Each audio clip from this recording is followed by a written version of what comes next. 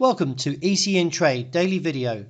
Before we begin, it should be noted that any advice is of a general nature only and that your personal circumstances have not been taken into consideration. Hello everyone, my name is Rob Clayton and thank you very much for joining me. The Australian dollar kick-starts the week on a positive tone and is currently placed at a monthly high since mid-September. Presently seen around 68.74. As you can see, the market, when it fell back into a bullish sentiment after posting an outside range day, the surge took it up towards 68.95 high. After some indecisive candles, the market fell back. In this turn, we got a dragonfly that has also produced a bullish rise to the market's highs again, which can be seen around 68.95 after breaking above 68.60, triggering stop losses. I do believe, though, that from this region, the market will be poised for another rejection and therefore look back towards the level of 68.60. Now, that is seen now as a trigger level to the downside. If we break 68.60, then that should reintroduce the move back to 67.70. I'm not bullish at these levels, and while remaining at the overbought situation, although we are trending, I feel there will be a rejection coming very, very soon. Overnight, the US dollar index, which measures the greenback strength against a basket of 6 major currencies, was stopped in its tracks after posting a fresh intraday low of 96.86. This, on the flip side, witnessed the euro inking a fresh 7-week high of 111.78. The market's now getting to a question whether or not, as you can see back here, around the 112 handle, was a lot of indecisiveness, and therefore we could see the market again play out the same pattern. And if so, then I'll be looking to eventually move back to 111.15 or the trigger level 110.65, which will confirm the downside and abandon this bullish sentiment. So we need a little bit more confirmation to turn this pattern around.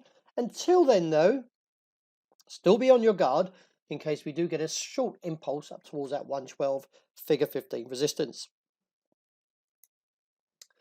Since the backing away of the 108 highs, dollar yen has now found its footing again and now looking back to possibly challenge the level around 109. As long as we don't close above 109.05 from a New York point, here's the fact is I am looking still towards the downside. We didn't quite break 108.40. Now that's the trigger level to the downside, which will abandon the bullish sentiment. But we still need to see this break and close under 108.40 to get the initial move to the 107 region or even lower. Questions may be asking now what the pound is actually doing up at these highs as it consolidates around just under 130. I still am holding a neutral view due to the volatility that we have seen and the very whipsaw price action and the big ranges makes it very difficult to trade. So I would rather sit neutral and wait for a better opportunity until this whippiness, as the market is still uncertain to the outcome of the Brexit. We've only got till the 31st and then see if we will get an extension out to January 2020.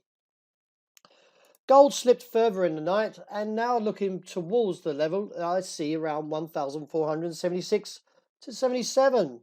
It is assessed though as we get a little bit lower towards this region, the base is holding roughly around 1,460 where we saw the recent rejection back here. I do feel the market should step up from the buying sense or demand and see a rebound from this region and look back towards the upside. Now we need to see a break above 1,512 to 14 to trigger the next move for a bullish confirmation up to 1,550. Finishing off with the oil outlook, well at the moment we're still holding relatively above the support level, $52.65. And underneath that, we see the base at 50.5 to 51.5. I still feel from a technical point, we're still bullish. And therefore, I do expect to see the market eventually look towards 54 to 56 as a target. Well, that wraps up for today. Thank you very much for joining me. And as always, look out for the intraday report. And I hope you enjoyed the great start to this new day.